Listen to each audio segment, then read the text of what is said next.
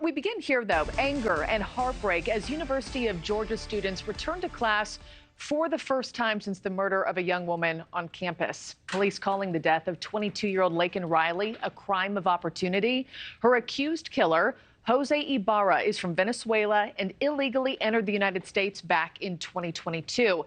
Georgia Governor Brian Kemp is blaming a lack of border security for Riley's death. He spoke just moments ago. Take a listen.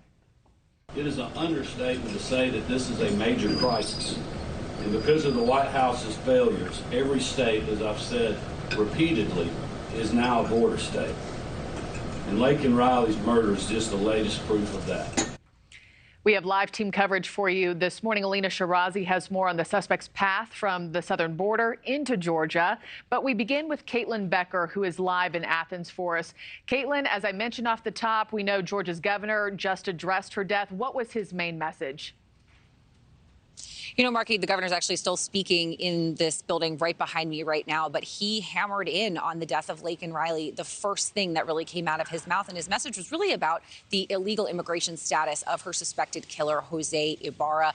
Initially, questions were raised by the governor in a letter to the White House about his asylum claims and status and why the governor hadn't heard about it. He penned all of that in a letter to the White House. And as you heard right there off the top, he's still really very concerned about the ongoing border crisis and how Jose Ibarra ended up here in Athens, Georgia, which is, of course, where the body of 22-year-old Laken Riley was discovered beaten to death late last week. Now, her initial cause of death was determined to be blunt force trauma. But, Markie, I do expect that we may get some more details about exactly how she died, perhaps as early as today.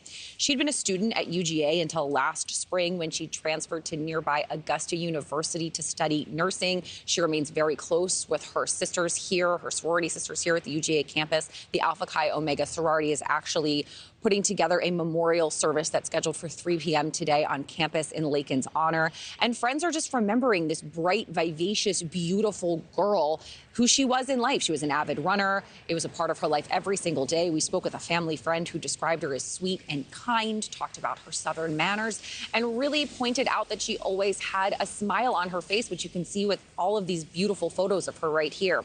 Today, 26-year-old Jose Ibarra is charged in her murder. He's already made one court appearance on several felony charges. You see those listed right here. They include felony murder, false imprisonment, and kidnapping. We expect him to be in court again sometime this week. Now, Immigrations and Customs Enforcement confirmed that Ibarra is a Venezuelan national who crossed into the U.S. illegally in 2022. And police here in Georgia do not believe that Laken knew her attacker. He did not know her at all. I think this was a crime of opportunity. This was an individual who woke up with bad intentions on that day.